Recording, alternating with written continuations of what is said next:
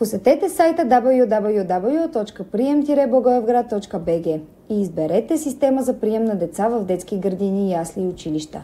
Влизайки в сайта, в случай, че вече имате регистрация, може да влезете в профила си с вашия единен граждански номер или личен номер на чужденец и предварително зададената от вас парола.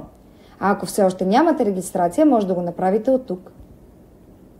За да се регистрирате, трябва да въведете вашето ЕГН или ЛНЧ, 3 имена, валидна електронна поща и телефон за връзка.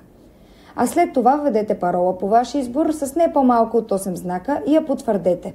Натиснете регистрация и влезте в новосъздадения профил.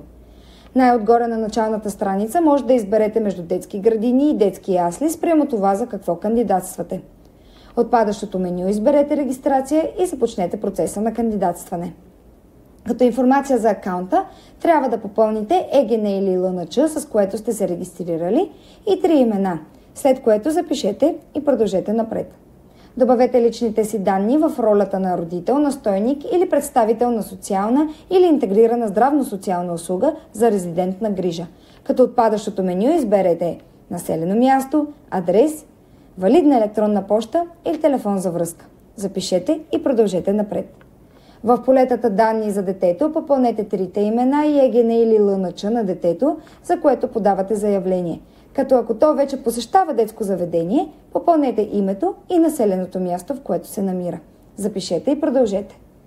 При попълване на данните за родителите, може да изберете дали искате да въведете данните на двамата родители или само на един от тях – майка или баща.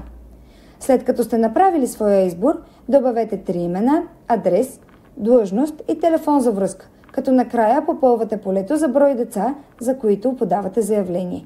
Запишете и продължете.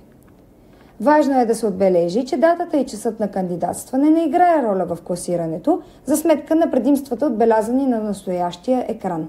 Най-често използваните такива са деца на родители, живеещи в района на детското заведение, и деца на родители, чиято месторабота е в района на детското заведение, като имате в предвид, че избраните предимства подлежат на проверка от страна на администрацията и се изисква като документ на хартиен носител при записването на детето.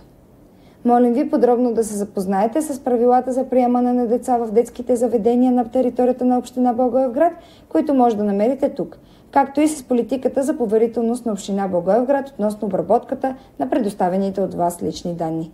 А в полето отдолу от падащото меню може да изберете до 3 детски заведения, като след това ги подредите от първо до трето място по ред на предпочитание.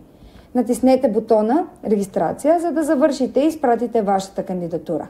При установени в последствие допуснати грешки в подадените от вас данни, същите могат да бъдат коригирани в профила преди изтичане на срока за кандидатстване. Благодарим ви за отделеното време.